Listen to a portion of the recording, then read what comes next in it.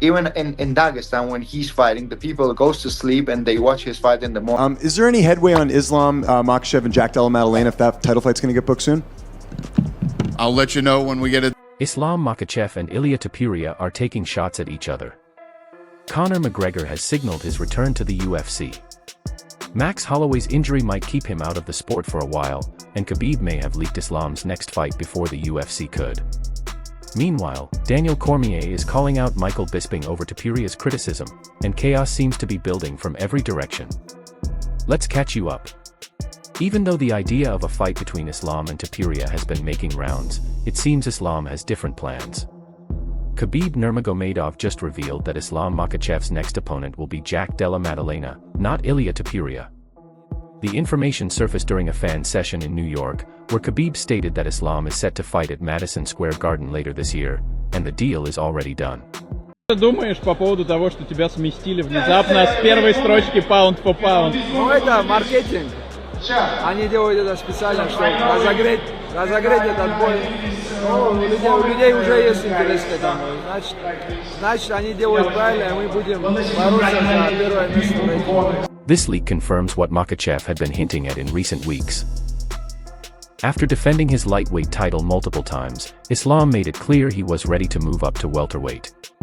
He vacated his lightweight title and mentioned that he was 90% sure his next fight would be in November. His team had already discussed potential opponents, and Della Maddalena had expressed interest in defending his new belt against Makhachev. Now, Khabib's comments confirm the opponent, the venue, and the timeline. Since winning the belt, Jack has been open to all challengers.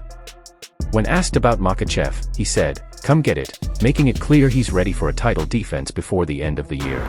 What's this video, man? How to beat Ilia Topuria. Let me see, brother. How do you think you would beat Ilia Topuria? Or grab him with the scruff of the chest and slap that little nose off him, yeah? Little ding-dong of a thing he is, yeah? I'm fucking Spanish. I'm in Marbella, bro, yeah? I'm in Marbella at the bare knuckle stall, and let's see what's what. We're bouncing the yoke. He also acknowledged that Makhachev deserves a shot at the title, even if it means skipping over other welterweight contenders. Jack referenced his friendship with Alexander Volkanovski and added that he wants payback for Volk's losses to Islam. Islam, on the other hand, says his next fight isn't about belts or divisions, but about proving he's number one. He still sees himself as the top pound-for-pound fighter in the UFC and views the welterweight belt as a way to back that up. While Topuria recently jumped to the top of the pound-for-pound list, Makhachev disagreed with the rankings, saying popularity and UFC promotion now play a bigger role than actual accomplishments. The more interesting topic than all that, before we get into the next one, is the Islam fight. You know, Dana said recently, if Islam beats JDM, you have that super fight. Is that at welterweight or is that at lightweight? Because I think if it's at lightweight, you're going to run into the same Max Ilia problem where Islam's going to regret going up to 170, then coming back down to 155. Now that Ilia's got his footing, Ilia's only going to get better at 155. You want to be one of the first guys to fight him. You don't want to be the fourth, fifth guy where he's really, you know, Dustin, Charles, all these guys said. The UFC hasn't made an official announcement yet, but all signs now point to UFC 322 in November, with Islam Makhachev vs Jack Della Maddalena as the main event. Madison Square Garden fits the UFC's calendar, as it's used for major fights every November. Islam has never fought there, and JDM has yet to headline a major US card, making this a huge opportunity for both fighters. The timing works as well. There are no other clear main events booked for that date, and neither fighter is injured or tied up. Meanwhile, Max Holloway is currently dealing with an injury that could impact his schedule. According to reports, the injury wasn't announced by Holloway himself but was confirmed indirectly by UFC President Dana White. Tough as nails. He lived up to his nickname, the Diamond, and talking about him being strong like a diamond, I mean, my right hand still hurts. Big ass head, you know what I mean? As I told him after the fight, you know, but I see a lot of people talking about who's next, who's this. There's a lot of fun fights, like I said, for me at 55. Like I said, there's Oliveira. I mean, if Justin gets the next title shot, that would be cool. If I get the next title shot, I'd be sick. But if you have hopes of me fighting before the end of the year. While answering questions about possible future matchups involving Holloway, Dana revealed that Max is currently banged up, suggesting some physical setback is preventing him from returning to the octagon soon. This came during a larger discussion about potential title fights. Holloway had been a frontrunner for a shot at Ilia Topuria's featherweight title, especially after his dramatic knockout win over Justin Gaethje for the BMF belt. His performance at UFC 300 left fans and analysts calling for a title shot against Topuria, who dethroned Alexander Volkanovski earlier this year. But Dana's recent comments hint that Holloway might not be ready in time to make that fight happen.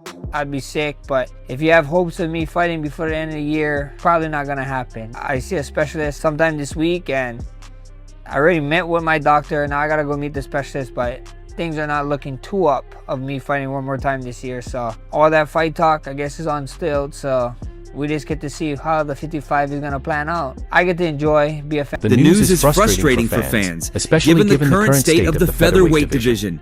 Ilia Topuria has said he wants to fight again before the end of the year, and Holloway was arguably the most exciting and legitimate option. But with Holloway potentially sidelined, the UFC may be forced to consider other names like Movsar Evloev, Brian Ortega, or even Volkanovski again. Though none carry the same hype as a matchup between Topuria and Holloway, there's been no official word from Max Holloway or his camp about the nature or severity of the injury.